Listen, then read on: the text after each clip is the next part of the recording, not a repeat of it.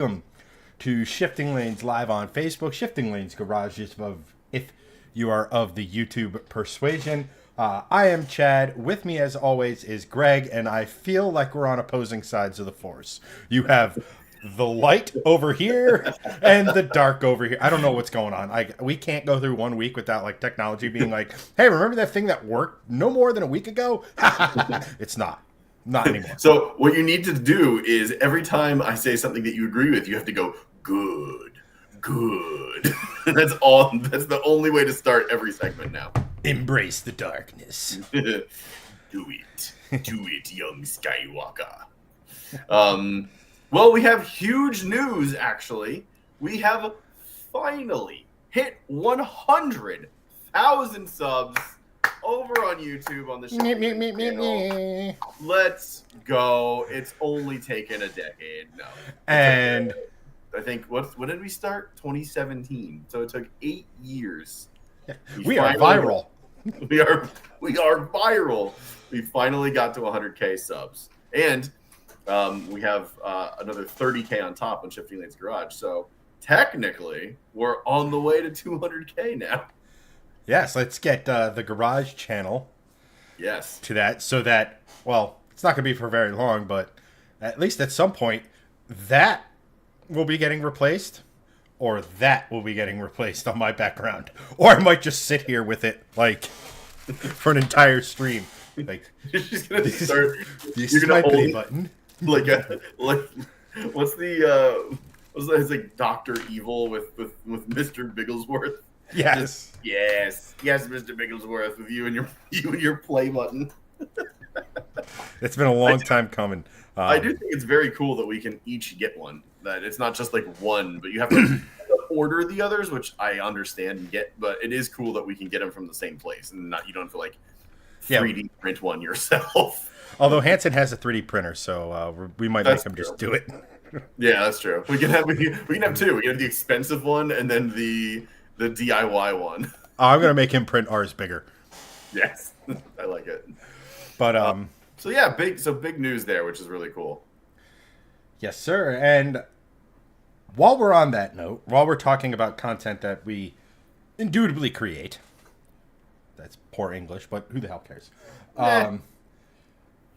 We're not an English channel. We're a car channel. Yes. Words, Dr. Shakalu. If you guys haven't already, Hanson did start his own sort of side piece.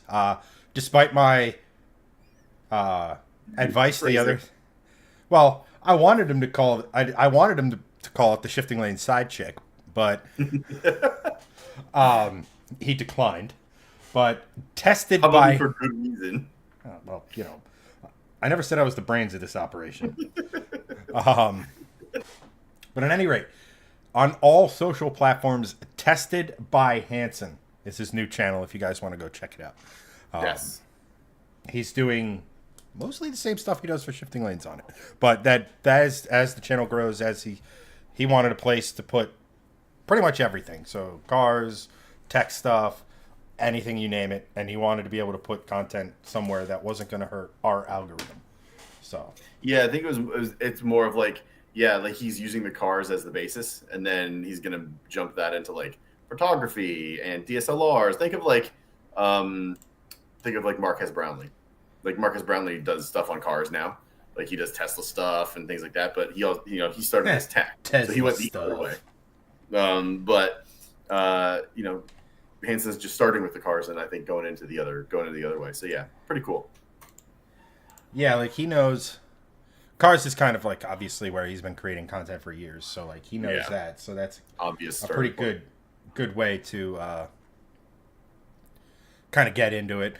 Sean, hello and welcome. But one thing before we move on, and something that I feel absolutely needs to be addressed because this is something of great importance to me. Greg. Me. You understand when you go to the paint store, there are other colors than white. No. And actually, I can show you. Because it's not just...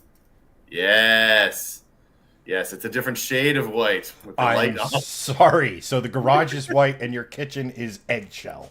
Yes, correct. It's like a not as white. So yes. Yeah.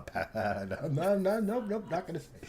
But yeah, so hopefully when we finally do build Greg, yes, Greg is not in the garage of doom. Yes, no, we are having our upstairs guest bathroom, which is known as the boys' bathroom.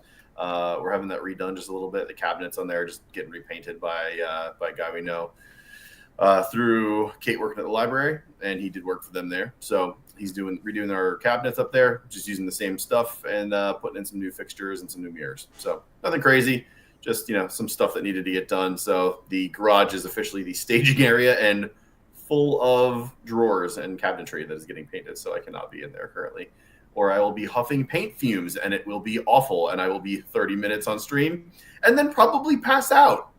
So not an ideal scenario. Some would say that's content right there.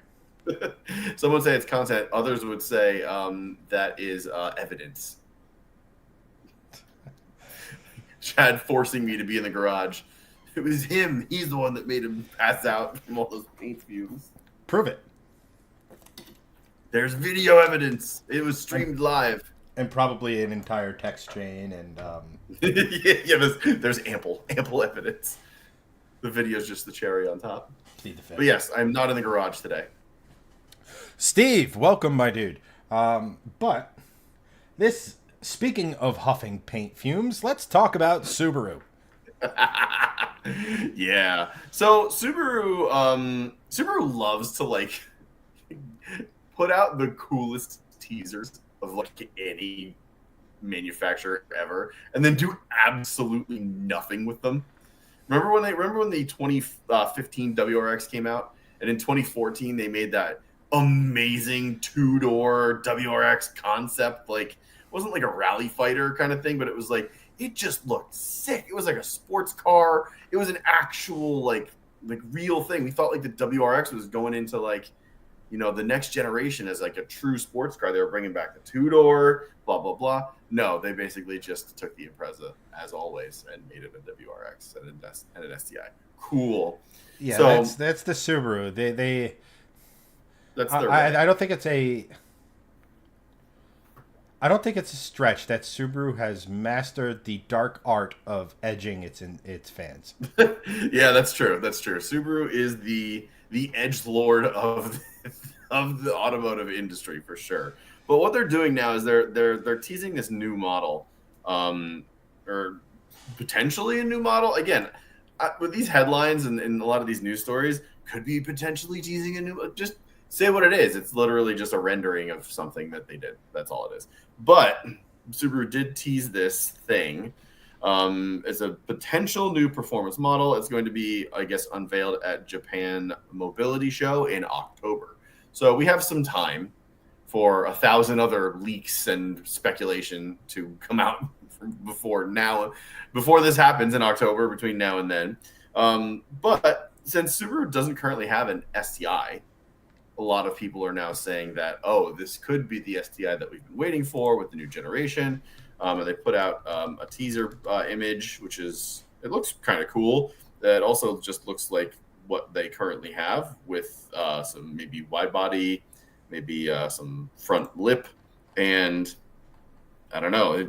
It honestly looks like I'm actually just looking down at my phone while I'm talking. I'm looking at the same thing, but it honestly looks like my old generation of WRX from the rear half with the newer 2015 version from the front half. So it almost looks like a hatchback that we all wanted that we never got. So I don't know what to really make of this. It's a little strange, but it's definitely interesting because there's clear wide bodiness going on with it. I'm interested to see what it is, but I am holding zero breaths that it'll ever see the light of day as something that Subaru actually produces. I mean, what is that? Isn't there what's their hot version now? It's the TS? Yeah, tuned by STI. Like Yeah. Yeah. Omar No. Drives just did. I just saw something he did on that popped into my Yeah. feed. I mean, I will say this: it does look like a hatch. Gives Yeah. me momentary pause. Wagon. That would be excellent, but at least this teaser I don't think is long enough to be a wagon because of the roof line. But again, who knows? Perspective. I don't know. I would love if they brought the Levorg STI wagon to the States. That would be so sick. And That doesn't something you have a should have crazy done long years roof ago. either. It's almost a No, four-door hatchback. it doesn't, but it is like I'd say a solid 6 to 8 inches. Pun and joke extremely That's intended. entirely too big. That is way above average. Yeah, I think it's pretty much 6 to 8 inches longer than the hatchback, which doesn't sound like much because it in car terms it's not, but that is a significant amount of enough of roof line to be like, oh yeah, that's a wagon and that's a hatchback. So I don't know. That's a really good point. I didn't even honestly think about that. That would be very excellent. But here's the thing: Subaru has been like, this could be the next STI, and it's like tuned by STI. It's like, oh great, that's like the M Sport or the F Sport, Yeah. or like, it's just a badge to squeeze more money out of people. I'm not holding my breath. I mean, remember, like, Subaru does this all the time. They'll show a great car, they'll tease a great car. Hell, they built a car with Vermont Sports Cars to go up Goodwood. That was an epic piece of machinery that had absolutely no bearing whatsoever on their future lineup. Um, you know, I wouldn't be at all shocked if they're like, this announcement is some form of like motorsports thing. Like they're announcing, this is the 2026 Rally America Subaru. And like Travis Pastrana runs on stage and is like, and everybody boos. Not because of Travis Pastrana, he's awesome, but because it's like, oh great, what does that mean for us? Like, Right. it's just they have no. The weirdest thing is I would say 10 years ago, Subaru was making exciting sort of enthusiast stuff, and Toyota was making boring stuff, and now the brands have completely flipped. You still have your like normal like consumer based stuff from Toyota, but they have the GR lineup. They have the GR Corolla, the Supra, the obviously the BRA Z86, Yeah. whatever they want to call it next week. The Toyobaru twins. So like, but it's weird to say that Toyota is the like more exciting of the two brands when growing up that was very much not the case. Yeah, I mean, and it was very much not the case for almost all of our. I don't want to say childhood because in the '90s Toyota made some pretty badass stuff, but like for most of our driving age years, Subaru was the brand, right? They were more affordable. The original, not original, but like the Supra we grew up with, the Mark IV, that was sort of being discontinued, in like the 98, 99, 2000, 2001 timeframe. The like great 90s era Japanese cars were kind of falling out of favor. But then all of a sudden in 2004, Subaru decides to bring over the STI, and everyone's like, ooh, that's interesting. So they became the brand of like affordable, cheap Japanese fun outside of like Honda and Civics, obviously. But then like that's just like an interesting car as an option, right? So like that's cool. And now, to your point, exactly the opposite. Now we have the cool GR stuff. Even though the Supra I know is a BMW and is sort of going away, but they did say that they are going to make another one, and it was going to happen a lot faster than what was the time frame? 2 decades between the last one and the Mark V. So hopefully they have it in the pipeline, and I don't think it's going to be one of those Ford GTs where it's like, oh yeah, by the way, we made this, and then they just randomly roll it out at a car show. Like I don't think it's going to be that, but I'd say probably within the next 5 to 10 years we'll have a replacement Supra, which is cool. Well, basically just enough time. STI, I don't even know if they're ever going to do another STI. This teaser doesn't prove anything to me. It doesn't tell me anything. Well, I think we have a better chance of a Subaru executive stepping down because of an STI and the subsequent scandal than we ever do of getting another like purebred STI. Like, I think you're probably right there. Well, originally what they said was they were waiting for electrification to happen. And I'm like, you don't even have an electric car. You have like one hybrid and it's not good.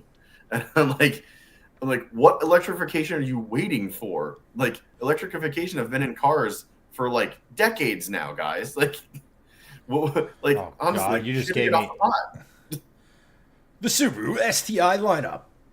We watched Polestar and thought it was a good idea. Right.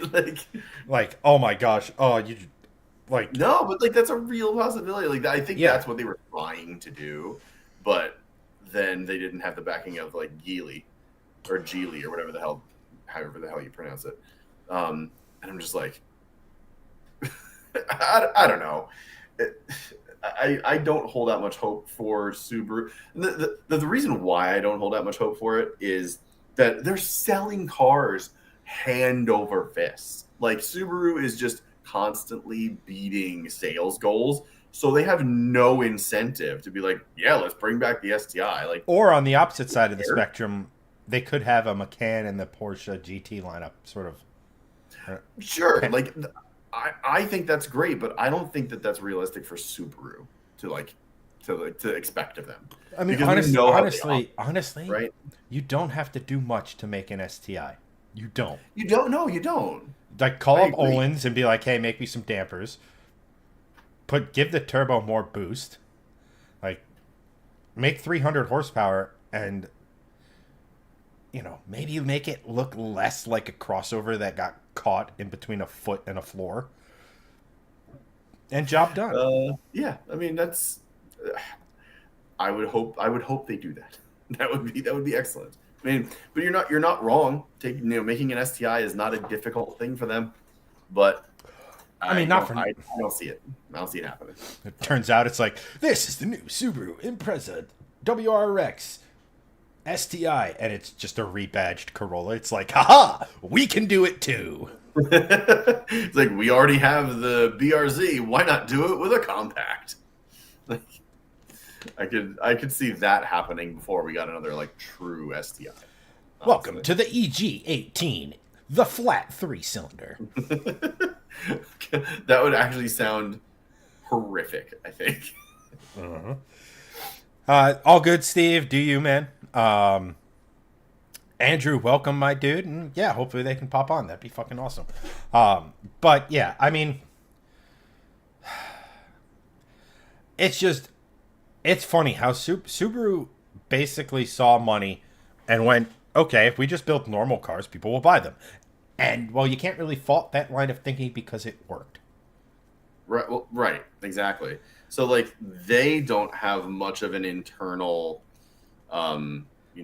struggle to be like, oh, let's, we're floundering because of the STI isn't in the lineup. I was like, no, not at all. In fact, when the STI left the lineup, you've had even more sales. So like, it's like, there's no. But it's like one of those things where like an executive gets a little sad, and it's like, oh man, I really missed the STI. Mm-hmm.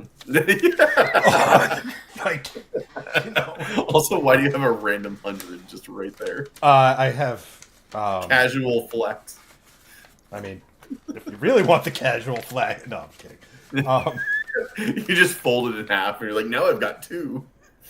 Well, I actually have 20 of them, but oh Jesus. I sold some parts. Yeah, well, I was gonna say it's probably from car stuff. But I mean, I think we'll end with this, and then we'll get to whatever you're about to DM me as the next topic. Yes. I will say this about the whole thing. Like, it's cool. Like I said at the start, they've been edging us with this, like an STI or a high performance variant for fucking years now. They have zero. I have zero trust or zero faith in the fact that they're actually going to make something that their true blue enthusiasts are going to get excited for. They're going to do something that trades on that name, trades on that, on their history, but not something that is actually a true successor to anything. I mean, it's a shame, but that's what Subaru's become. I mean, look at Mazda. Mazda, apart from like the Miata, doesn't make anything interesting. They make good cars, but they don't make anything interesting. That's true. That's a good point.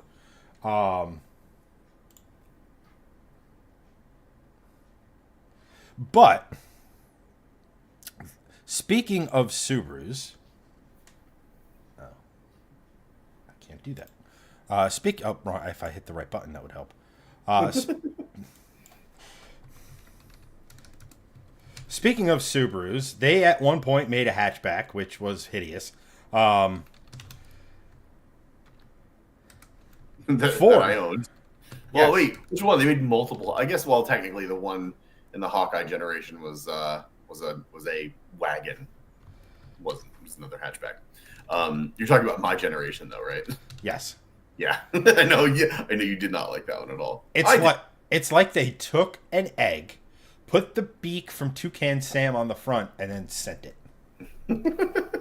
I mean, I can't really argue against that. It was the most front-heavy hatchback I've ever seen. I think like part of it is like the rear end just seemed to swoop in, as opposed to sort of like following sort of like. Yeah. Like, whatever. Styling is personal preference. Yeah. So, objective. But I liked it. Yes, continue. Speaking of hot hatches, you have hot hatch news. I do. And this is more sad news. Well, right after more potentially sad news of Subaru never making another STI. Either way, the Ford hot hatch, something that has been in the market for many decades, but I believe the article says 45 years. The Ford hot hatch is officially completely dead. And this is, I believe, worldwide. This is not because Ford killed US off thing because cars years ago. Right. Yeah, Ford killed off cars here in the US other than the Mustang, a while ago now. I think it's been like 4 or 5 years already. So or 3 or 4 years. Either way, Ford has been making hot hatches throughout the world for the better part of 4 decades, and now they are now confirming that there will be no more. There are no more Ford hot hatches, or there will not be more Ford hot hatches. No Fiestas, no Focus, no Foci. No Escorts, no Escorts, Escort Mexicos, no RSs, none of that. So basically, Ford's just like hot hatch, we out, which is a bummer because the hot hatch segment, I feel, in the mid 2000s to mid 2010s was like the segment for enthusiasts. You had so many great options. GTI's still around, but like GTI, you had the Focus ST, you had the Fiesta ST. I mean, I'm speaking just for like the US, right? You had the WRX hatchback, which I had, which is really great. You had the Golf R.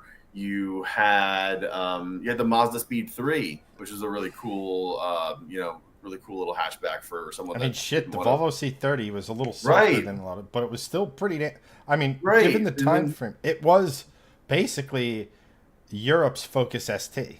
Right, exactly. So you had a bunch of options, and now, in the US you have basically none, and in the rest of the world you're going to have one less. So more towards just lots and lots of commuter cars and nothing else, and no hotness to them. But my take on this, it might be slightly different than a sad take, is I think this might be an interestingly and weirdly good thing because it opens up opportunities for more tuners and more people that want to get into the aftermarket side of things to actually, hello. Yeah. Mute yourself, damn it.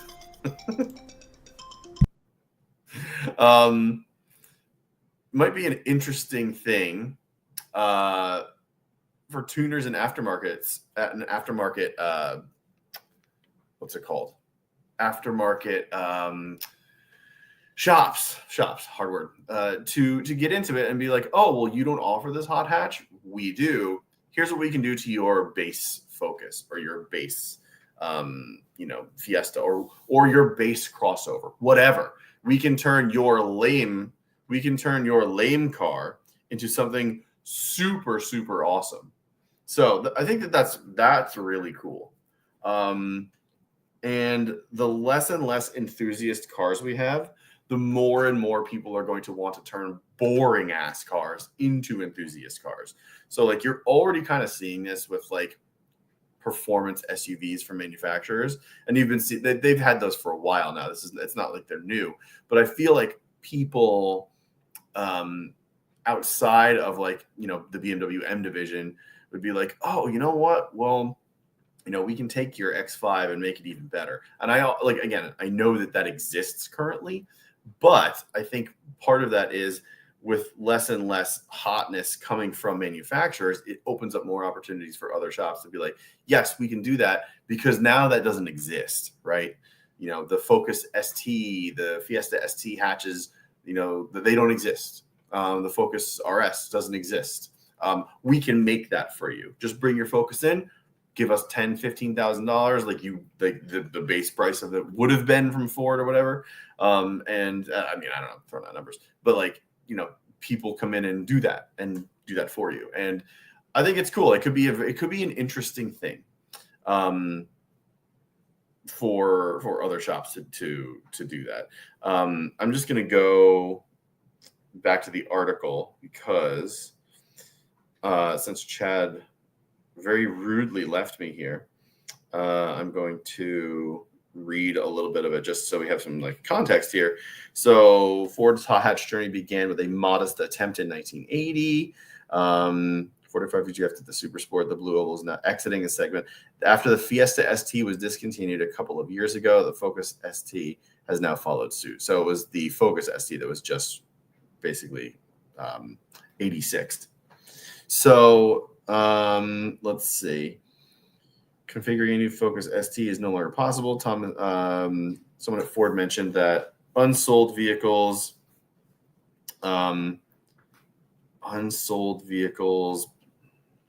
where is it? I can't read, apparently. Unsold vehicles are still available in most European markets. As previously reported, production of the Focus and its derivatives will cease in November. So this is happening in November. So we have some time until this actually happens in Europe and worldwide, but they said it was going to follow suit after they did it in the U.S. and now they are cashing in on that check because that's what's happening. Let's see. Mustang remains primarily a niche product, of course. Then they have with the Ford Ka, Fiesta, and Mondeo already gone, and Focus production winding down, Ford's European sales continue to decline. According to figures from the European Automobile Manufacturers Association, or the ACEA, deliveries through April decreased by 2.2%. For perspective, Volkswagen sold 488,033 cars in the same period to Ford's 149,601 across the EU. So because Ford is basically just like axing their cars, they're losing sales. And I understand the focus, pun intended. I understand the focus to move forward, but like just deleting cars from your lineup, it can't be. I don't know how good that is long term, because all you're leaving yourself is the Mustang, crossovers, and some like small crossover like hatchback like things, and then SUVs. And in a global market, that doesn't really make sense, because how are you going to get a Ford Explorer through a really tiny road in Italy? Like, I know that there are other vehicles offered there, but it doesn't make sense to me. So I think this is a place where a lot of manufacturers are going, and we're going to that space already. And sorry, my chair is very, very loud in here. It's a kitchen chair and it's very rickety. But yeah, like, I don't understand why manufacturers are just going to this space, because it doesn't seem intuitive to sell cars or sell vehicles, period. Why wouldn't you have more of an offering? It's the same argument we have made so many times about electric vehicles. Like, electric vehicles aren't bad. Just don't make it the only thing you offer. Same thing with this. Like, don't make SUVs and crossovers the only thing you offer. Not everyone wants that. Give us a sedan. Give us a hatchback. Give us a wagon. Whatever. You're still selling those things, and people want them. Give us a small, fun, tossable car with a manual. People in Europe want that still. So now you're just diminishing the buyer base. Whereas, like I said, Volkswagen sold 488,000 cars to Ford's 149,000 in the EU across, what was it? Through deliveries through April of this year. So, like, it's clear that people are going to Volkswagen because they offer these other cars. I don't know. It's just it's not intuitive to me. I mean, I guess I'm also not a automotive executive, so I don't know. But I'm gonna try to go over to chat. And again, sorry for looking down. I'm on my phone here. While Chad is still indisposed with, I believe, his dog. I'll go over to comments and see what we got going on. Sean, completely different motors. You guys are talking Volvo stuff. Ford Cosworth. Yes, Cosworth Focus. That is an awesome car and be great. Steve, I'm sure you're gone, but good night. Let's see. Yeah, I mean, I think that these car companies, I think a lot of them are going to get into that space of too big to fail again, where they're going to need to get bailed out. And I mean, we're already trending towards a recession, like a major recession here in the US. But globally, I don't find them giving less options to be a good thing. Do you guys agree with that or disagree? Like, am I just thinking about like weird economies of scale? Honestly, like, it doesn't seem like this is going to be fruitful long term. Like, shouldn't car manufacturers give you more options, and then you can buy what you want? And doesn't that still make the money? like I get the difference between you having like a bajillion different offerings, and you can't, like, if you have a bunch of cars that are only selling like 5,000 units a year. Okay, well, I understand that's not going to make you money. They're probably going to shut down that production line in favor of something else to put on said production line, or just shut that plant entirely. But like, we're not talking about 5,000 units. The Ford Fusion, when it was discontinued here in the States, was still selling like 200,000 units a year. The Focus was still in the multiple tens of thousands, close to 100,000. The Fiesta ST was in that same range. So like, these are not small numbers here. And these are not like numbers of just like, oh man, this thing's dead. We got to axe it from the lineup. By all means, like, that's how you make money in car manufacturing. Like Pontiac with the Aztec, it wasn't selling at all, so they had to kill it. Cool, do that. But like, the Ford Fusion was selling like 250,000 vehicles a year still. Why? Why would you just eliminate that line of money from your bottom line? That doesn't make any sense to me. It literally doesn't make any sense. Sean, can we agree that the Ford 500 was awful to look and drive? Ask Andrew. I think he owns one. Or am I remembering that incorrectly, Andrew? I think you had one, or you had one, or have one as another car to go with the S80. But I mean, I've driven and ridden in a Ford 500. I didn't find it all that bad. It wasn't great. It's not like the greatest car on earth, but it was definitely very serviceable. I don't think it was a poor car. I don't think it was an appropriate replacement for the Taurus, though, for sure. I think the Fusion did a much better job of that than the 500 ever did. Oh yeah, you used to own one. So yeah, I mean, I don't know. It's just an interesting thing to see Ford cut these cars and get rid of stuff when you don't really have to. It doesn't make sense to me. Maybe the one you drove was a lemon. I mean, it's possible. Ford does have lots of cars that are not the best things ever, and lemons happen with any car manufacturer, even Toyota, even Honda. And Andrew goes, I agree. I like the Fusion more. Yeah, I mean, the Fusion was definitely a better car than the 500 for sure. But again, they axed a 150 to 250,000 unit line in just the Fusion alone. In fact, I'm going to look it up right now because now I'm really curious. Ford Fusion sales last model year.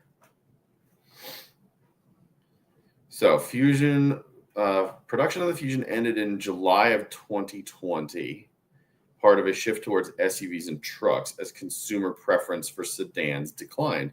Sure, that was declining, but it's still selling a ton of units. Let's see, Ford Fusion. Do they have the sales numbers in here? Because now I'm really curious. Sales, here we go.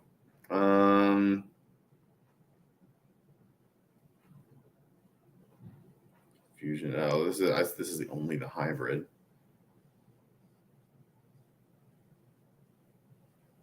Yeah, I gotta look at good car, bad car. So since 2009, a total of 356,534 units of just the hybrid was sold. So that's not a lot. Let's see, let me see Ford Fusion yearly sales. I bet you that will do it. We're going to figure this out right now. I'm going to use the interwebs. Ford Fusion yearly sales. Okay.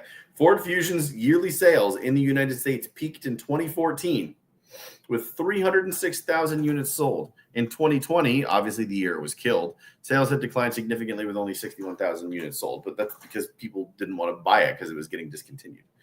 2006, first full year of sales, 142,000. Ford Fusion, seventh best-selling car in the United States in 2019. Let's see. Discontinuation, second gen. I mean, it's a lot. I mean, let's even just take the last year, right? 61,000 units in 2020, right? Your average price of a Ford Fusion at that point was probably around, let's say, $30,000. 61,000 units times $30,000 is $1.83 billion. So let that sink in. I understand that Ford is not directly getting $1.8 billion, but the raw amount of money for those cars on average of $30,000, and maybe more or less, I'm just like estimating here, is $1.8 billion on just Fusions. Now you have to pay dealers and supply chains and production costs and blah, blah, blah. But $1.8 billion on only 61,000 Ford Fusions sold as a raw number of sales. What are they making on F-150s? What are they making on Explorers? What are they making on Rangers? Like, the numbers here are more mind-boggling than I think a lot of people understand. So I get that sales was declining on sedans.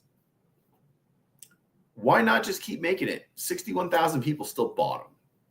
And I guarantee you that $1.8 billion could have helped a factory, just one, stay open and make Fusions or other types of commuter cars for Ford. But they decided to kill it off. So that's okay. So I'm back into chat. Let's see. Compare that to an Accord or Camry. Right. That's actually a really good point. If you're talking about a Camry, which sells between 400 or 300 and 400,000 a year, and I mean, now at the same price. So let's do that. Let's do that math, right? So let's say low end. Let's say even lower. 250,000 units times $30,000 in the year 2020. That's $7.5 billion. So these are massive numbers that I don't think a lot of people understand. Like, when you sell 250,000 cars at a certain amount of money, there is a stupendous amount of money that's going to the manufacturer.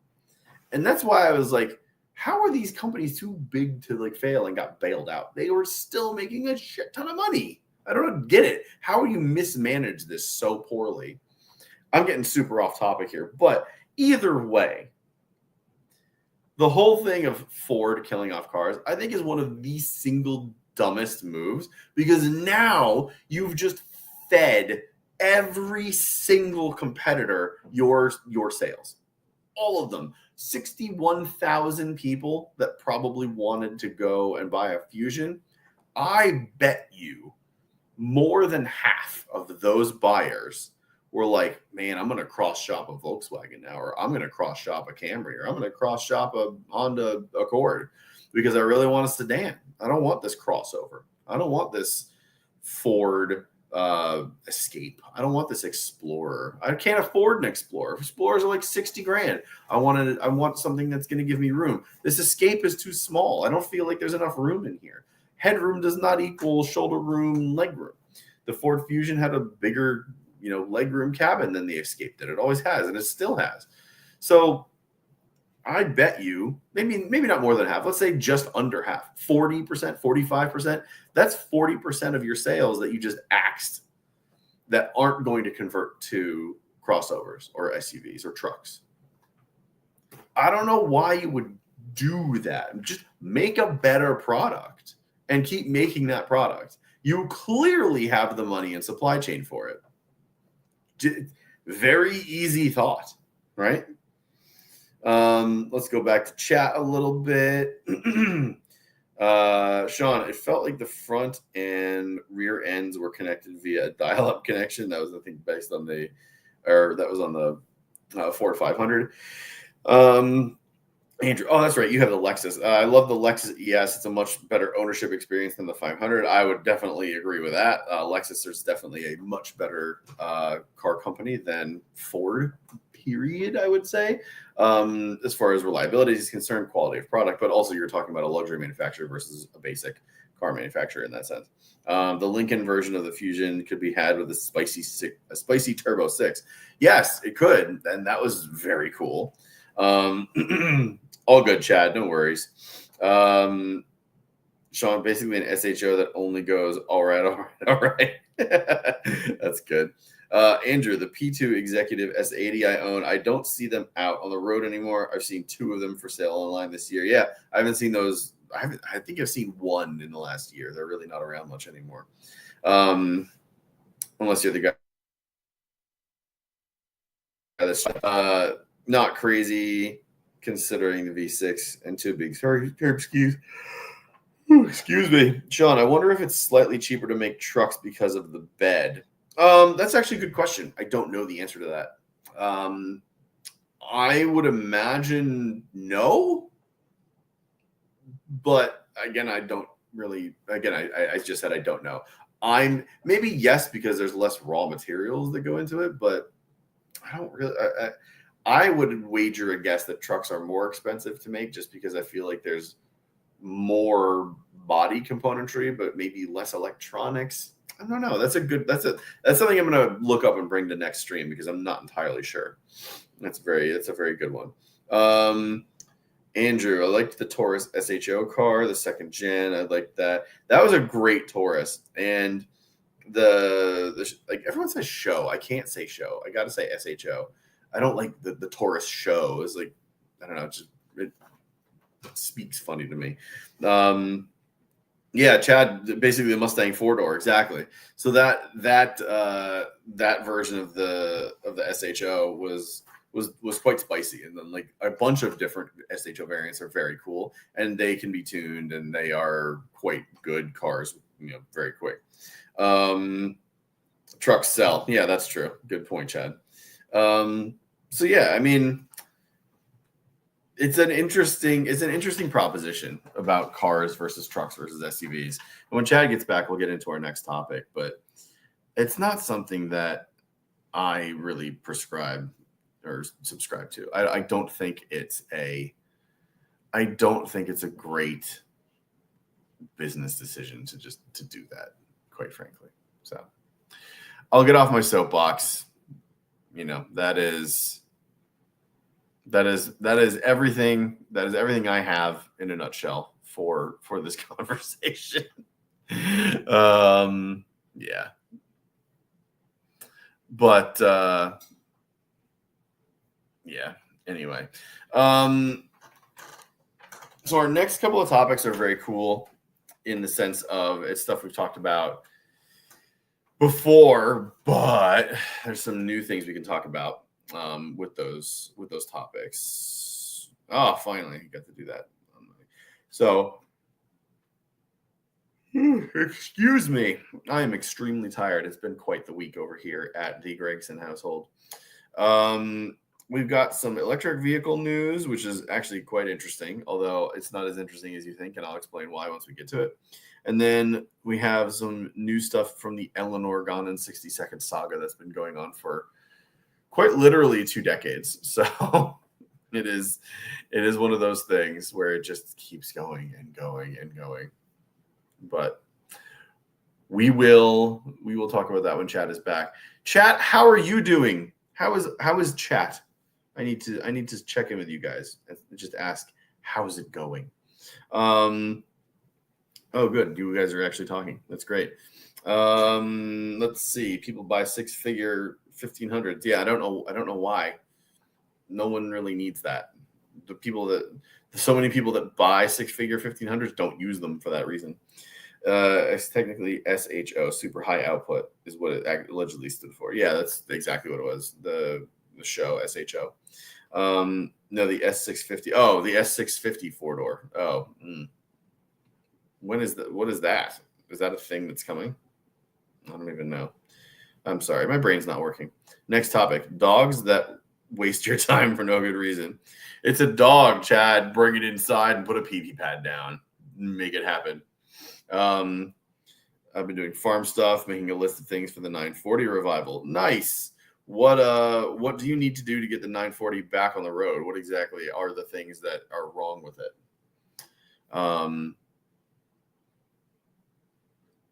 I guess we'll talk about the Polestar for a hot second because that's something we haven't really touched on in a while.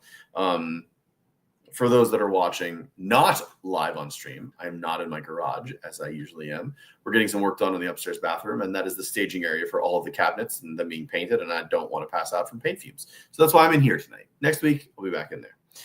But the Polestar is running very well. I do have a very concerning creaking going on in the front right corner of the car and the suspension. but it doesn't. It's very strange, and I'll try to describe it to you guys where you can give me a potential diagnosis.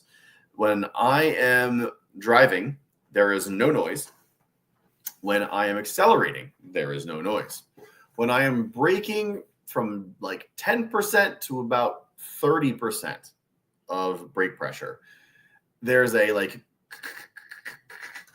very faint, almost like compressing an old like bed spring, like sort of noise. It's not like a creaking of like a door frame, but it sounds like a spring compressing. But when I put more pressure on, and this is why I don't think it's the springs. Hear me out. I don't think it's this, or it's the spring, because when I put like full brake pressure on, the noise doesn't get better, or it doesn't get worse. It gets better. So I'm wondering if there's like a top hat issue, or maybe something to do with the damper. Maybe something's loose. Maybe it's like a joint or a bushing that's gone bad, and we've got some like metal on metal contact. I gotta take it in, because it needs to get done, quite frankly. So yeah, I don't have a clue. What do you guys think? What do we think that is? Exactly. On my, I don't know. Turbo's too small. Turbo's too small. Chad's reason for everything, and you're not wrong. But well, I go away for a second because now I have to do something. No, not dog related. What do you, based on my description, what do you think the? Did you hear any of that description or no? I heard too small of a turbo. Okay, so then never mind. No, I didn't hear I your car's making a noise, and then I, peed. Oh, so I lost. No, it's fine. It's basically like the car under like 10 to 30% brake pressure is making like a creaking noise in the front right, but it almost sounds like an old spring being compressed, like from a like an old bed. But the thing is, if it was the spring, you'd think it'd get worse with more brake pressure, and you'd make the noise would get louder. No, it goes away. It's only in that like range of brake pressure. So that's why I'm thinking is like, oh, maybe it's ball joint, bushing, top hat, like damper, something like that, as opposed to. So it's when you press the brakes? Yeah, but not heavily. And not like super light either. Like you're just like really coasting, your foot's just resting on the brake to sort of get to the. Well, I mean, yeah, you don't need a lot of brake pressure when your turbo's too small. I get it. Yeah. So when was the last time the brakes were done? Last year. Interesting. And do you go with what type of pads do you usually go with? The Brembos, the OEMs. Okay. So, are those Volvoists? Are those? I need you to assemble. Yes, you get the Volvos going. I'll be right back. And Sean said something about diesel, which, hold on, I need to catch up.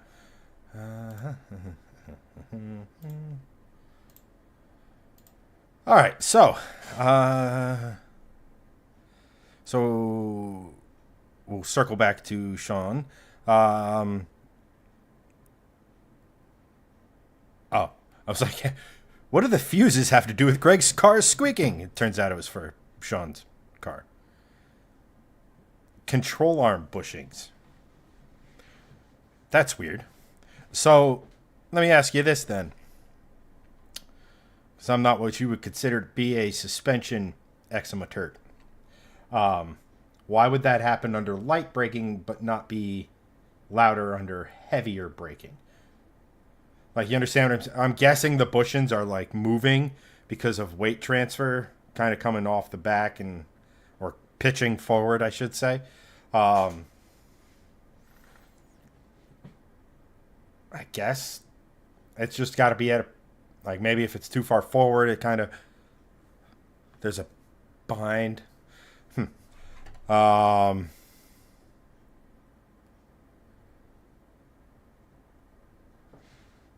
Not Sean's. I'm not a P3 expert. Unacceptable. Um, but if I recall, they have somewhat complex suspension setup. So look for bushings. I think we just need to get Greg. I mean, if he goes faster and slams on the brakes more, that'll just knock everything right into place, right? I mean, obviously. Uh,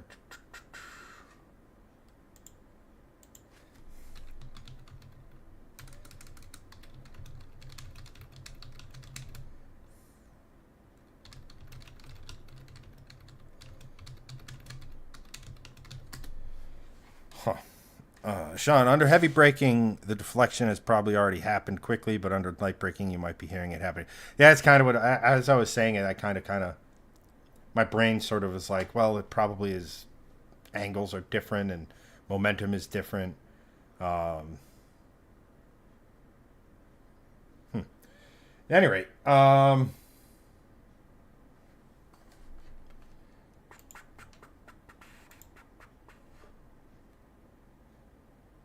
anyway, back to Sean's car. His car needs the transmission needs valve body mod. What's a valve body? Little bits for the replacement of said trans, new battery, drive shaft carrier bearing, a new guibo, rear main seal, unbend those front wheels, and to new tires. Um, I thought that was all going to be covered under the LS. Andrew goes, the S80 needs work done. Older cars, man. I shouldn't even say that. Newer cars. Cars 6 years old. Needs an engine. But the fun part about that is just to give you a quick update. Same as last week, same as the week before. Just waiting to hear back from Ford. But I have started short block shopping. If Ford doesn't cover me, I'm probably going with some variation of a built short block. Forged internals, something that could handle 1,500 horsepower should I decide to go that route, which I'm not. But if it can handle that level of power, it can also handle RPM better because obviously there's a ton of inertial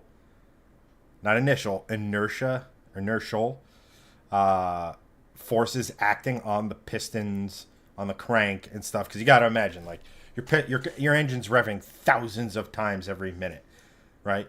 So when it gets to the tippity top, it stops, and then has to go down and stops.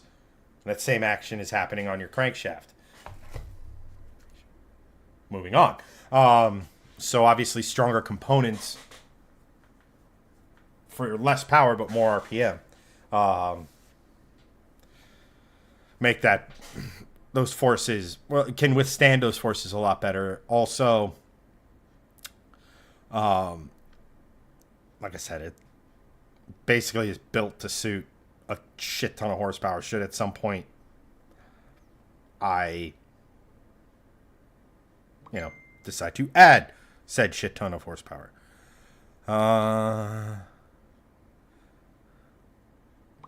I was thinking stuff with the calipers too, Sean. Usually that will usually it's kind of a higher pitch squeak. I don't know. I haven't actually heard the noise Greg's car is making, so I'm just sort of taking it at his description. Why are my keyframes on YouTube so bad? I changed that. Anyway. Sean, the LS swap is coming later. I need to source parts for that swap. Then the metalwork is required for like the chassis braces and such.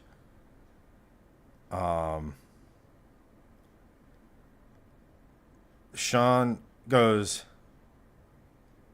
oh, I want to see RPM gauge go back to 0 on a run. Turn so much RPM, your odometer runs backwards a bit.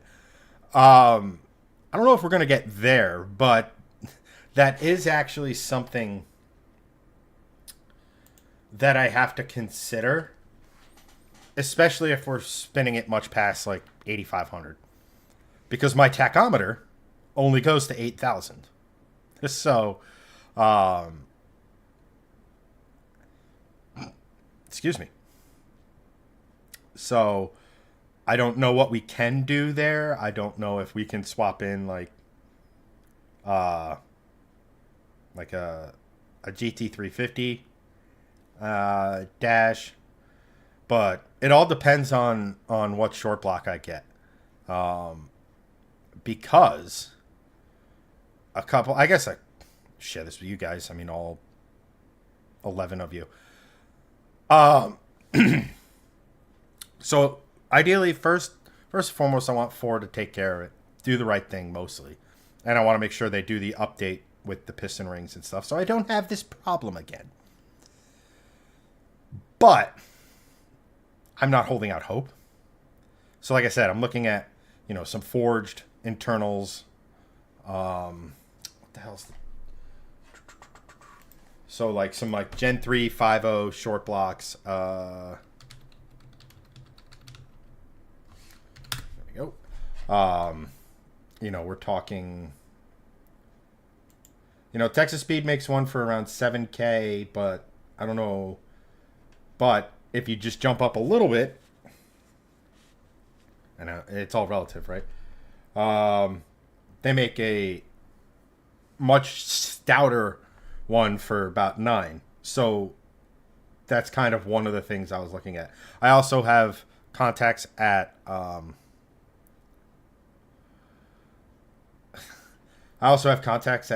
Fast Forward Race Engines, and they're like one of 2 shops that are like really pushing the Coyote platform.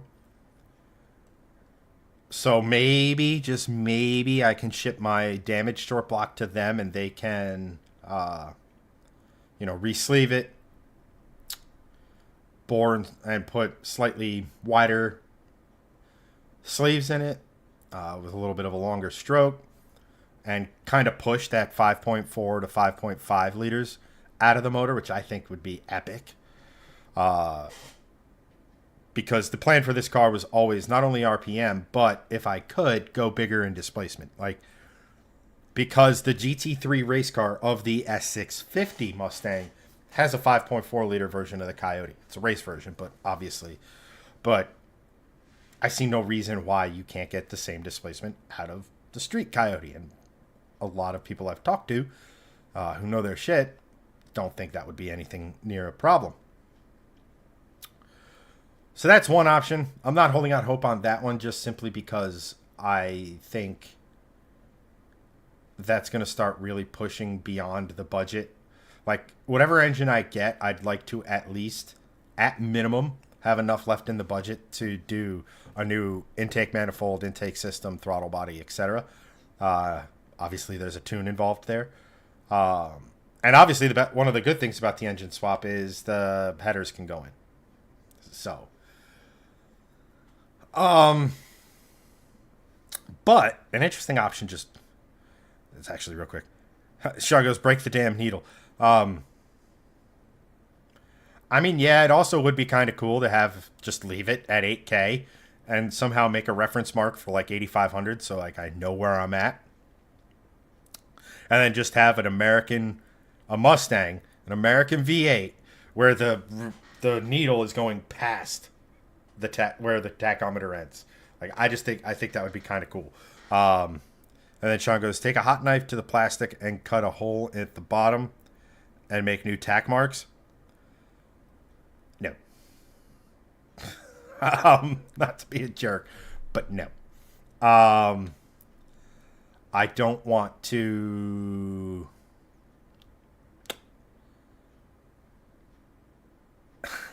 If this was some sort of cheap car challenge, yeah. But this is my second crack at my dream build, and like, I'm sure you understand it.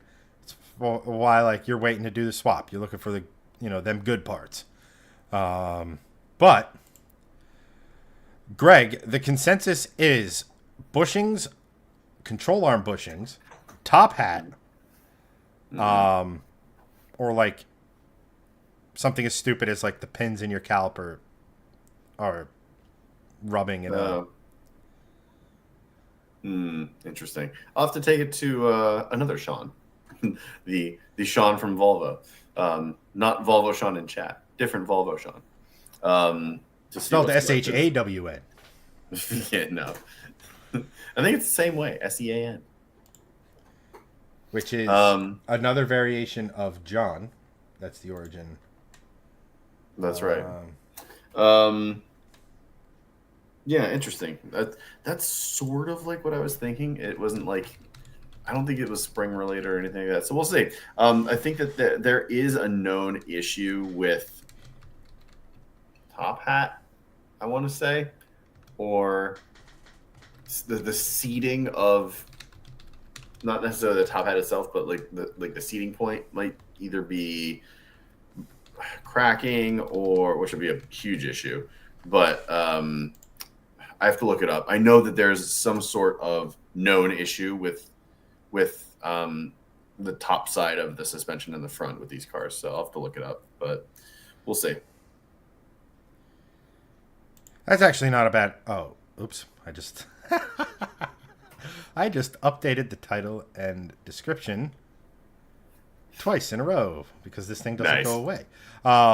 Solid. Just rotate the tack. I don't know if it's rotatable. That's the only thing. Like, it's not like inset like the Volvo tacks, for example, where like you could just replace the blue to get like that R look on like a P1 or something to that effect.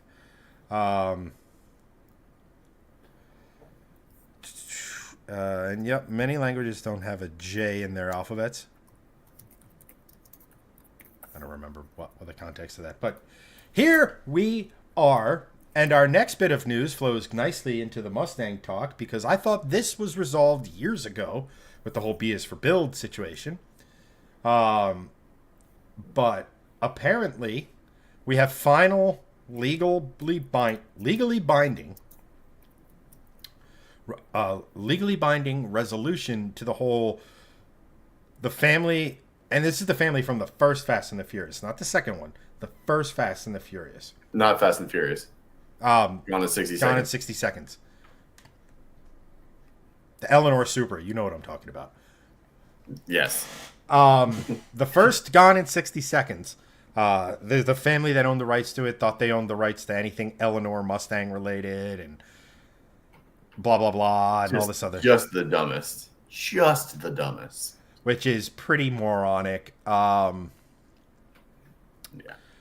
But so like if you remember, B is for Build got a cease and desist for an Eleanor build he was doing. He had to give them the car, ending the build, obviously not recouping any of the money he had put into it, although it was built on YouTube, so he had to pull the YouTube videos, like all this other BS. And it finally goes to court, and I thought it was resolved because he built his own he did the build again. Didn't call it Eleanor, but he did the build again. But now Greg is telling me that it's finally resolved in court. So why don't you tell us what exactly happened as the Shifting Lanes chief courtroom correspondent? Yes. So like Chad said, the whole story goes way back to the original Fast. Oh God, now you got me saying original Gone in 60 Seconds. Where the people that owned the car, essentially, and made the movie, right, they thought that, because the car was a character instead of a prop, they owned all rights to that. So you couldn't make a Eleanor replica without having to pay them a licensing fee. That's where this whole thing stemmed from. Now, the remake of that with Nick Cage and Angelina Jolie and a whole bunch of other stars in like the early 2000s, that was made with their express consent. They paid them off, obviously, blah, blah, blah.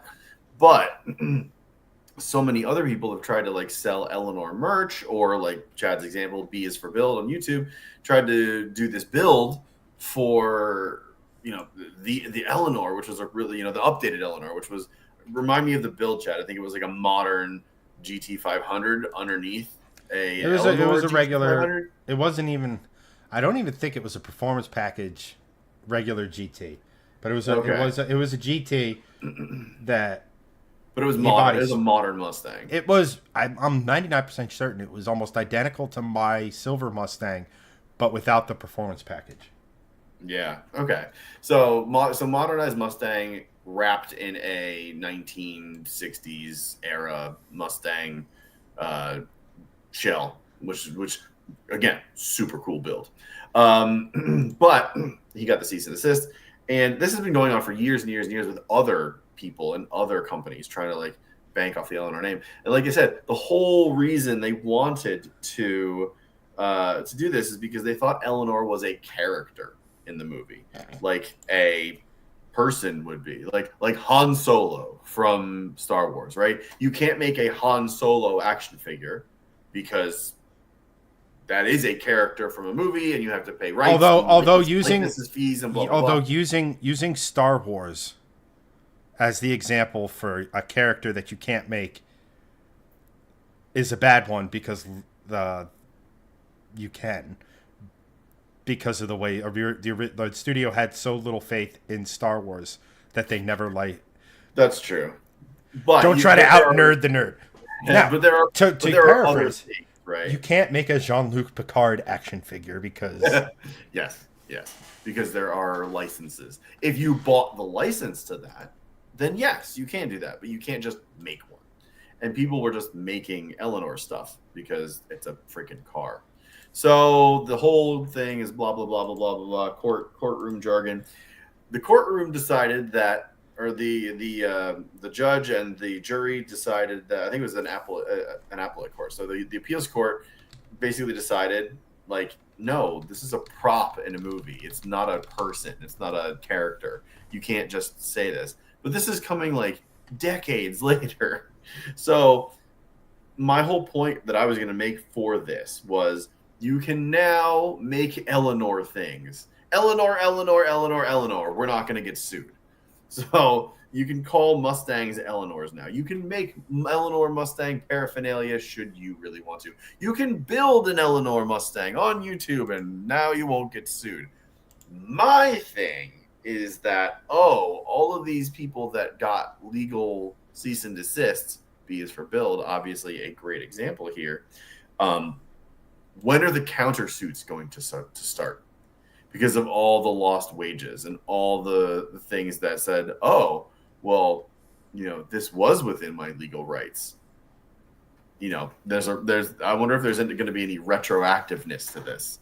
Can B is for build go back and be like, I'm going to sue you for all the money that I lost on this, and potential earned income from those videos, which was probably going to be in the tens of thousands of dollars. Right. So that's interesting. I don't know. I'm not a lawyer, as may come as some surprise to most of you. But a lot of these legal, like when they make a legal decision, I don't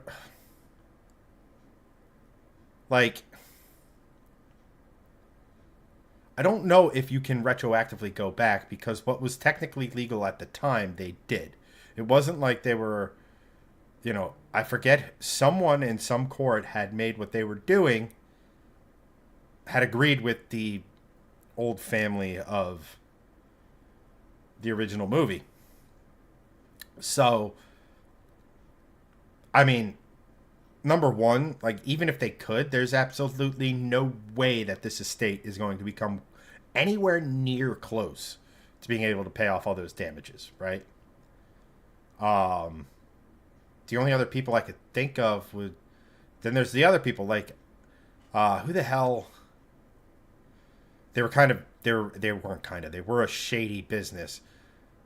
Whoever was building the Eleanor replica cars, if they didn't go under and it wasn't because, they were shady businessmen and breaking the law in some cases, like, could they have sit here and said, we paid you 10% of every car sold for this stupid license? That's a shit ton of money, because I remember, like, Jason Giambi got, like, one with a 427 and a supercharger. Like, I don't know if that's going to be possible, because, I mean, not for nothing, B is for build. I mean, number one, he probably has bigger fish to fry at this point. Sadly, um, you know, his health and fighting for that is something I think he obviously first and foremost. But on the flip side, if he could get some, let's just say hypothetically, lost income or defamation or like whatever he wants to do as far as a suit is concerned, probably go a long way to easing the financial burden too. So I don't know. My whole point at this whole thing is that it's always been stupid. I don't know who the original judge or person that said, nope, you have to pay them a license. I don't know who the first person who ruled on that was, but they are just fucking stupid. Because how is the car in any way, shape, or form a character? It's not like it came alive. It's not like it had any lines of dialogue or what have you. It was that's the same as saying the Ferrari in Ferris Bueller's Day Off was a character. That's the same as saying, you know, like it's like claiming any of the cars in Days of Thunder were characters, or the planes in Top Gun. Right. Like, all this stuff, like it's It not a doesn't make character. It's an item that is lusted after. I think it's You know. because they named it. I think it's because they've given it a human name. They've humanized the car, right? So like a good parallel would be like the General Lee from Dukes. So like, is that a character? No, it's not. It's a freaking car. So I think that's this. I mean, you could even make your argument like that's more of a character than Eleanor was. But let me put it to but all they gave every car a name. Right. Correct. So what is are those other cars now like? Do they own the right? Stupid. Like, can they put a cease and desist if someone wants like? Oh, who was the guy? Who was the guy who built the K-swap Ferrari 308? Whatever his name is, but he's building an F40 now with a super fast V12. Yes. Like, was an F40 in Gone in 60 Seconds? Was it? I don't know. Jessica. Like, you know what I mean? Like, it's categorically absurd to make the argument that it's a character when it has absolutely no characteristics of said character.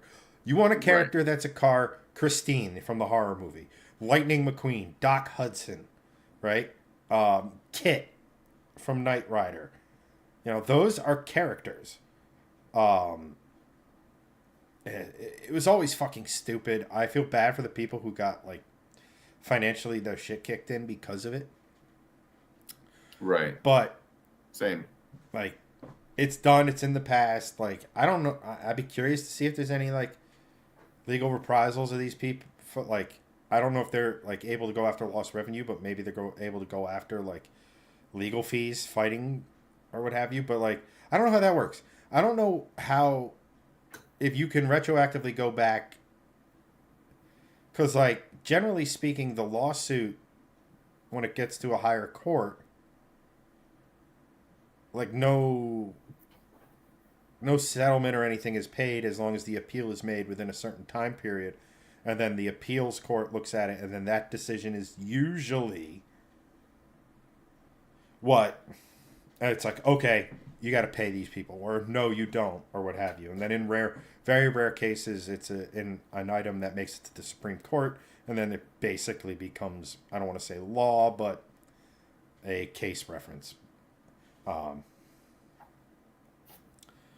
But yeah, I don't know. Legal jargon aside, I'm super glad that this is the I think end, or at least the beginning of the end for this entire saga, because it's one of the dumbest automotive sagas. I think it really is.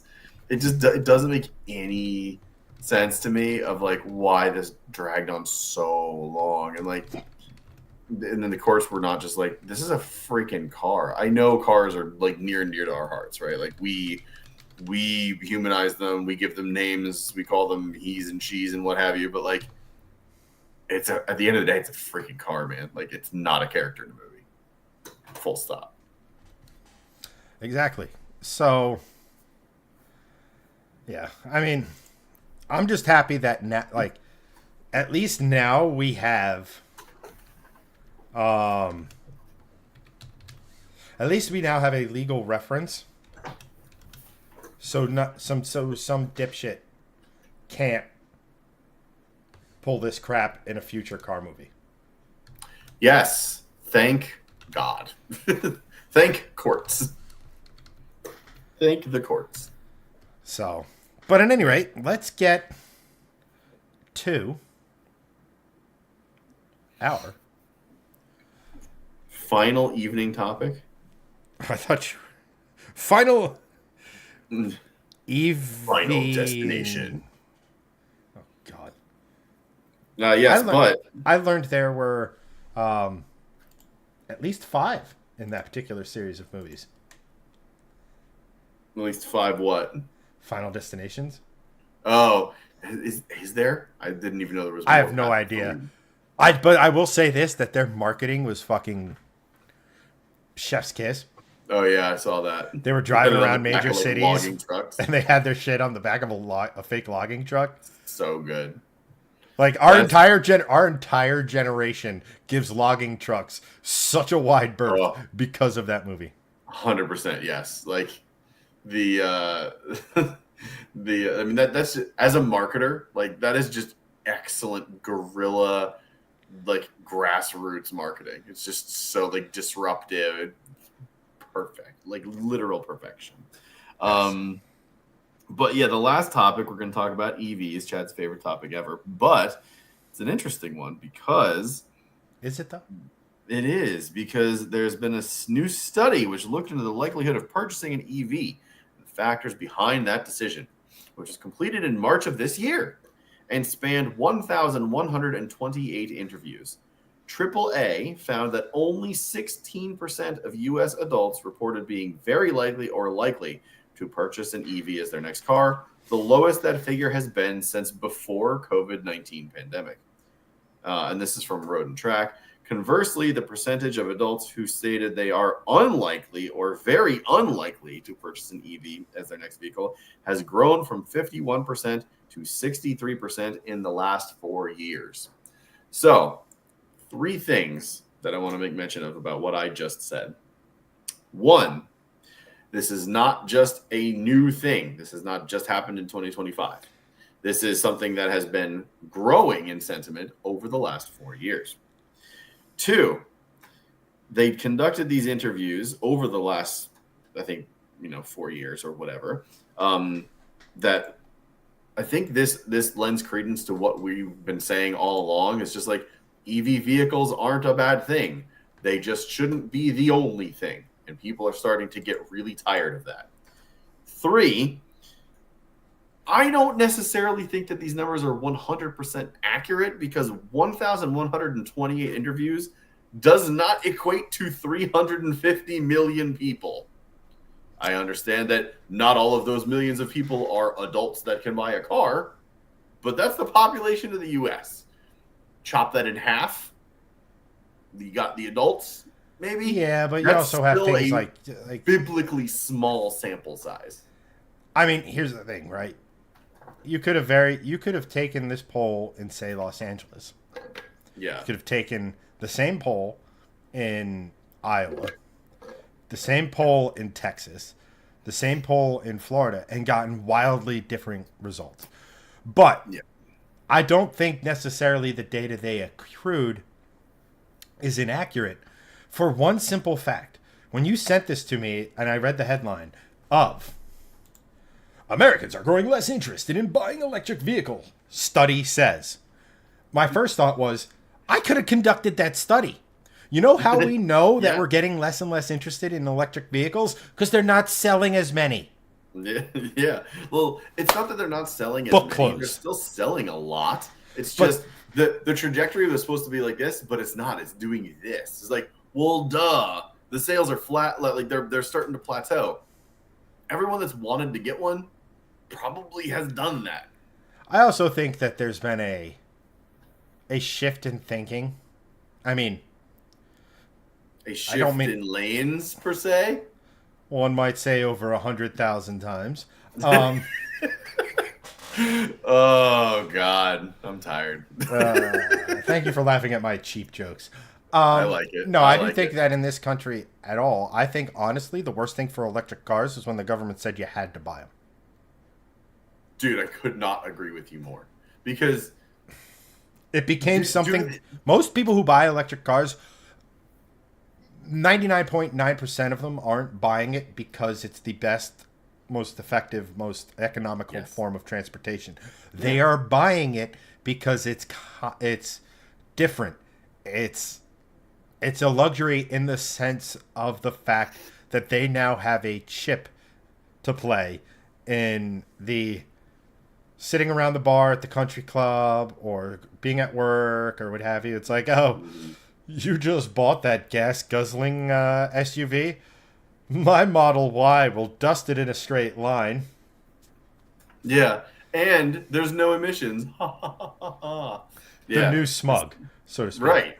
Right. So it's like, It's that South Park episode of the Prius with the but I smug. do think that I do think that a large, and this is something I haven't mentioned on the show when it comes to EVs, but I do think that a large percentage, I wouldn't say a majority of the percentage, I would say, but a larger percentage than you would say any other type of car variant, is people with the means bought an electric car just to see what it was all about.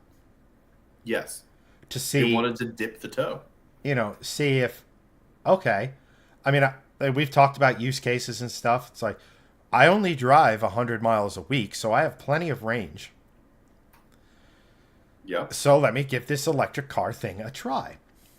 Yeah.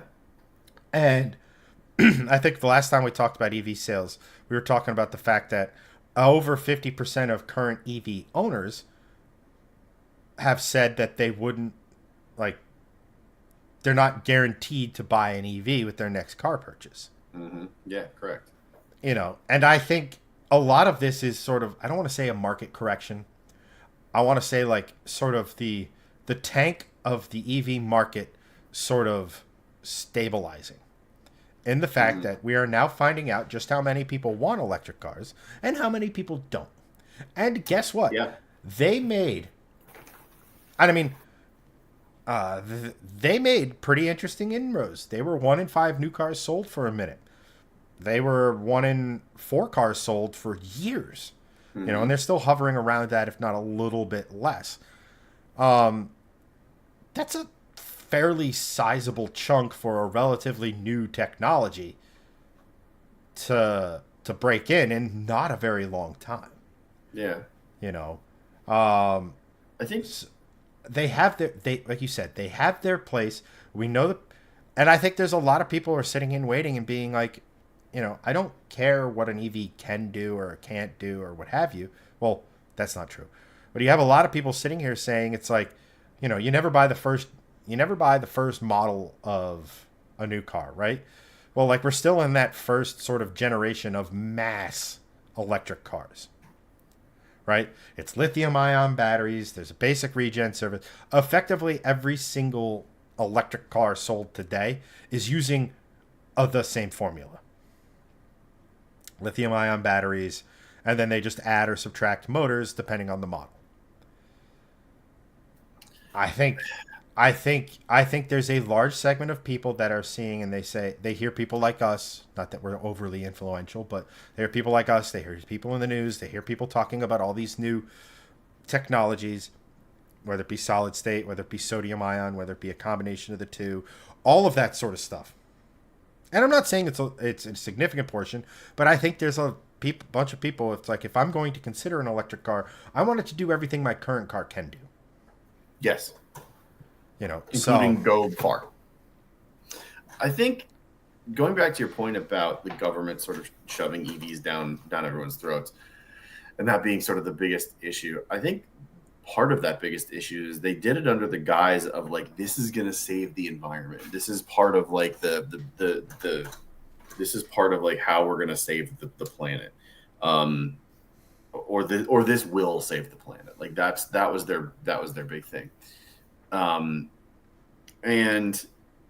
I don't think that anyone's refuting the fact that if you take gas cars off the road and put EVs in their places, emissions will go down. There aren't any emissions coming out of those cars. That's just how that works. But the bigger part of that is, how were those batteries manufactured? How did those batteries come to fruition? And I know this has been studied to death, and it takes about, I believe I need to look at an updated study, but a study done 2 years ago said about 1.8 years of continual use is your break-even point for emissions use, and saved for driving, like, I think the average of like 15,000 miles a year. But to recoup all of that for the thing, it was far longer than that. But if you took every car off the road and replaced it with an EV, those emissions are a extremely small percentage of global emissions and global greenhouse gas,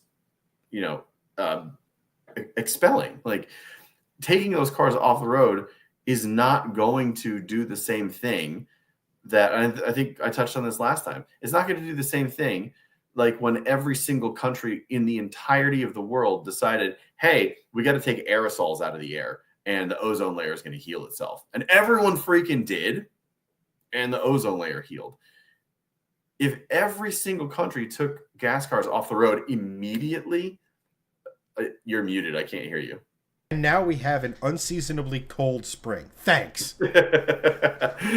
but like, if every country in the world took every single car off the road and replaced it with an EV, it would be like 3% of global emissions. It's not gonna do anything.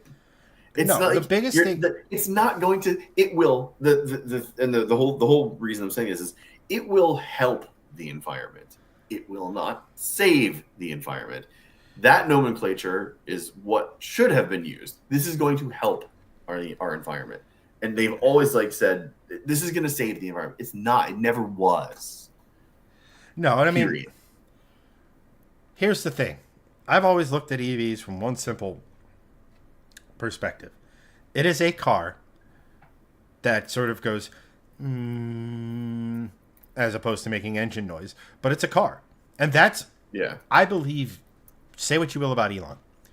His greatest stroke of genius was showing the world what an EV can be, just a car, while feeling special and different. Because before that, EVs were seen as golf carts. They were seen as dangerous. They were seen as little toys that weren't really suitable for public roads. And then Tesla comes along and says, here, we're not going to produce these at a very high quality, and our owner is going to be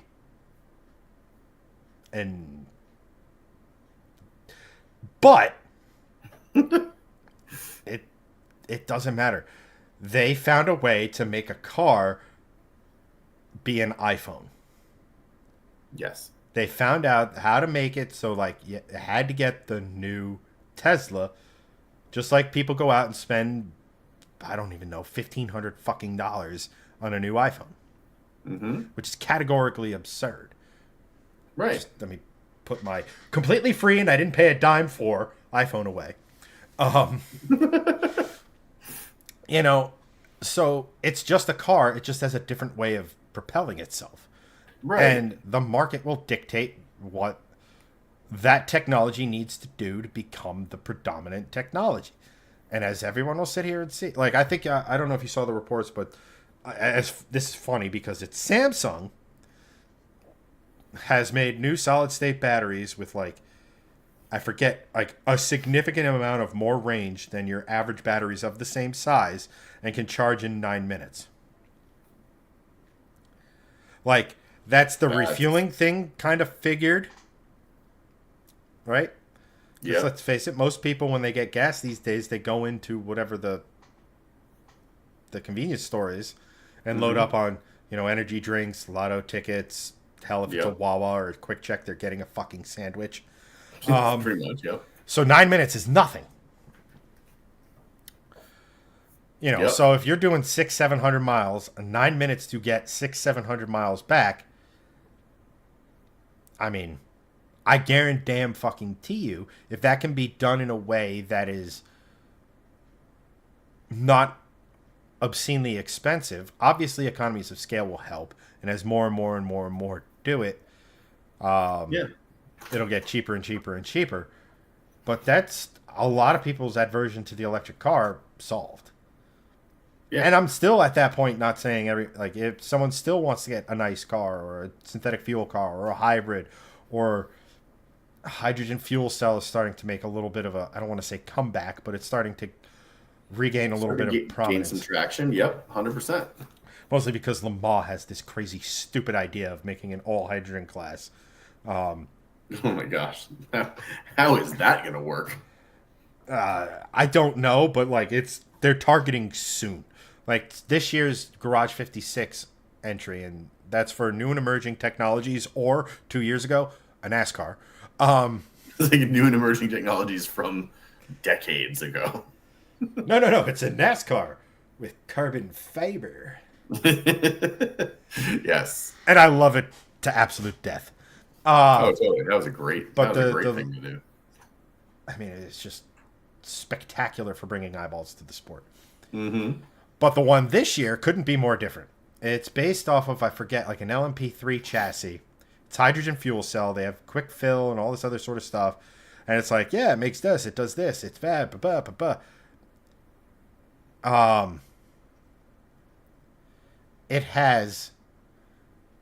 it's slower than that NASCAR. Mm-hmm. Yeah. So it's like, Figured now it you're would talking. be. Now it's like you have this new class, which is cool. I love the idea.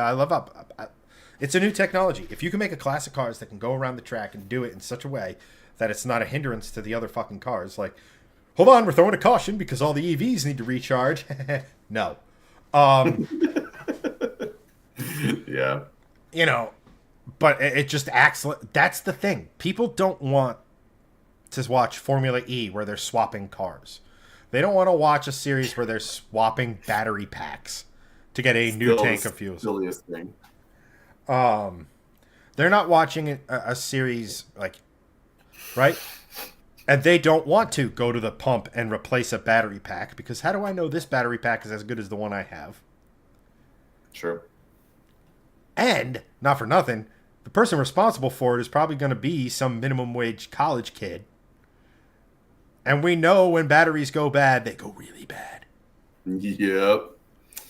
Yeah, lots of fire. So what they want is something that can either plug in and in 5 to 10 minutes be fully charged, or something where they go to a gas station, a not Hindenburg individual shows up, refills, and it's just like they do now. Their experience is no different. And that's what they want to see in motorsport because they don't like. The more you have to explain in motorsport, and I could go on a divergence here, but I won't. The more you lose people. Why was NASCAR so successful? Because it was simple. When did it stop becoming so successful? When they started fucking adding stages in the playoffs and winning you're in and like overcomplicating it. Specifically NASCAR. The formula there is simple. You were born from moonshine runners. Keep that rebellious attitude and move on. And print money.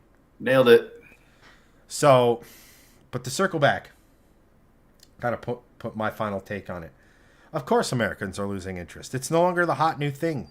It's people who've wanted one have bought one.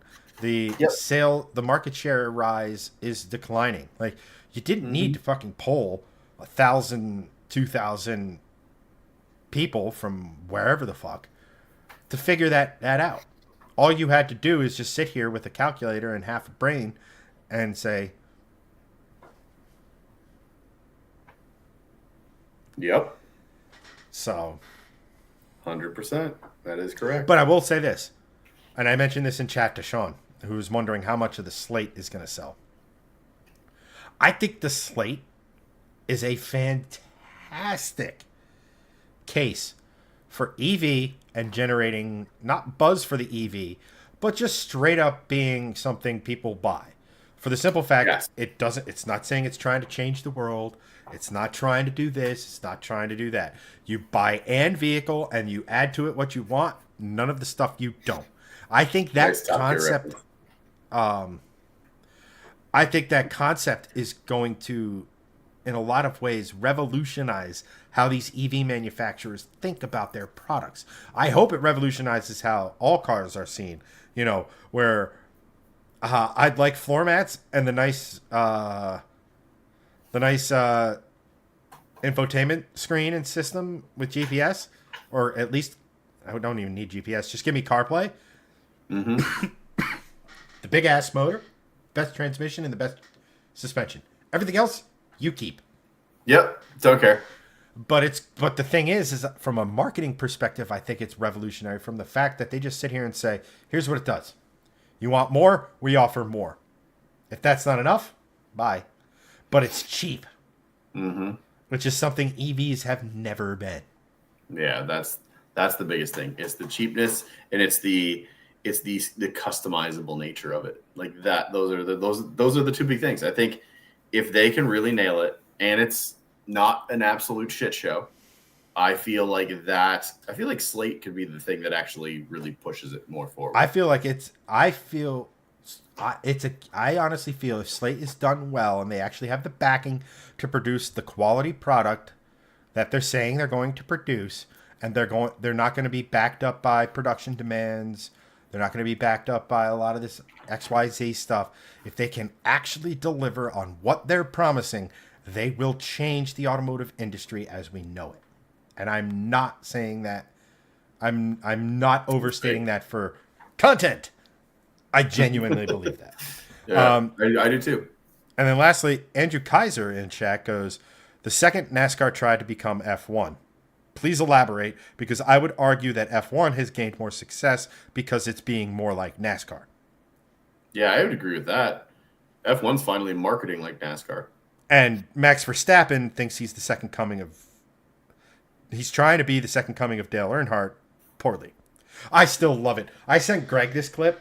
I was watching a Jimmy Broadbent stream the other day, and they actually have in the story mode for the game itself. In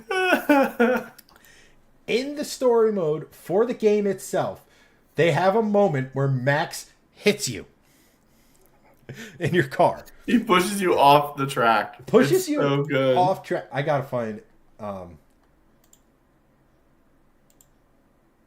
gotta find this. Here we go.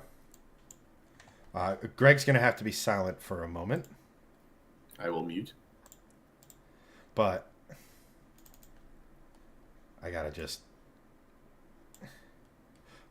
And the fact that this came out, how many days just after he fucking literally tried to yeet fucking... Yeah, literally like 2 days after. Yeah. He tried to send George So Russell good. to the afterlife. So good. What's the scenario, boys? What a terrific battle. So you're in the purple and yellow car.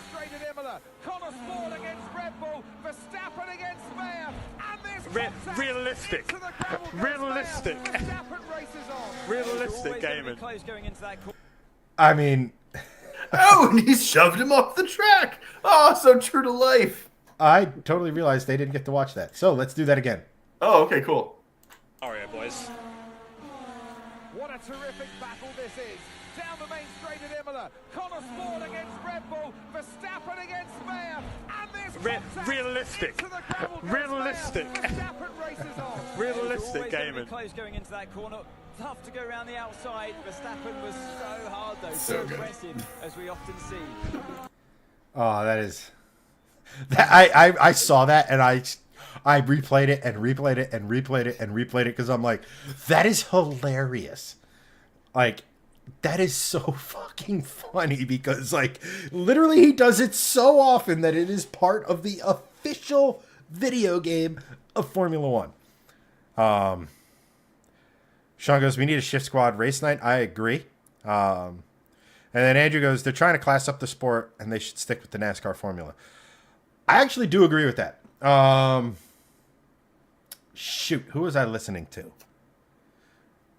I forget the actual outlet, but basically the premise they were talking about is how NASCAR is losing its way NASCAR lost its way officially when the majority of sponsors became B2B sponsors and not business to consumer sponsors. So like the person with money sitting in the luxury suite or the guy with money watching it with his buddies, it's like, oh, our company should use that other company. You know, it's no longer Tide and Skoal and GM Goodwrench and, you know, DuPont, although that was always a weird one.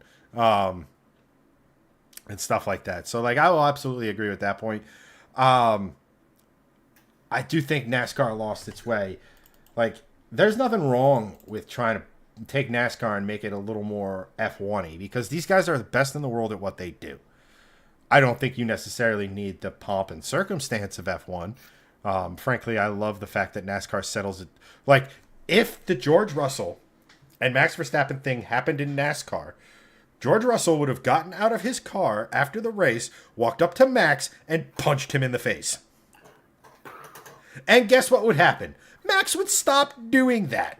Because nobody likes to... Nobody likes to get punched in the face. Yeah. You know, so... But yeah, but... Greg. Yes. Any other additional thoughts? No, sir. That was basically everything I had for this evening. On the EV stuff...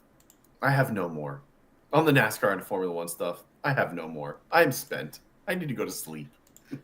All right, guys. Well, we'll be transitioning to the hidden cameras inside of Greg's house shortly. Also, what? Dude, there was a guy who made $100,000 during a not $100,000. Made I think it was like $30,000 or $40,000 doing nothing but it was $100,000 in a month doing nothing but a sleep streams. And the higher you donated, the louder the alert got. So if you donated like $1,000, it like played like ambulance sirens inside of his room. But literally, people were watching him sleep, and they monetized it. Like that's crazy. I think I remember hearing about this, but I will not be doing that because sleep is precious. And not for nothing, you have children, and well, if anyone who has children. Anyone who has sleep-deprived children will tell you they are little bastards. Yes. Yeah. And to close this out, let's go one more thing from Mr. Kaiser. NASCAR needs to keep drinking beer, not wine like F1. Hell yeah, brother. I think there's actually a new Busch Light-sponsored car coming out soon, I saw. And then lastly, to close out the show, Greg, give the viewers your weekly piece of dad advice. Yes, weekly piece of dad. I did warn you about this last week, so I don't want to. Oh, I know. I came packing. So, isn't that how you became a father? I mean, you're not wrong. As the weather is turning, it's becoming very, very warm out. Please, all of you, stay hydrated because you need to drink lots and lots of water to make sure that you're at peak physical health, and you need to drink water or else you're going to get headaches and it's going to be very bad for you. So drink water because that's what lots and lots of parents would say. And now you have a glimpse of what Greg sounds like when he's talking to his children. But yes, exactly. Stay healthy out there. Stay hydrated. Drink your goddamn water. Thank you to everyone who watched, commented, etc. Next week, we will be on Monday, the 9th. Yes. So 5 days from now, we will have Mr. Elliot Alvis, our favorite car simp, on the show.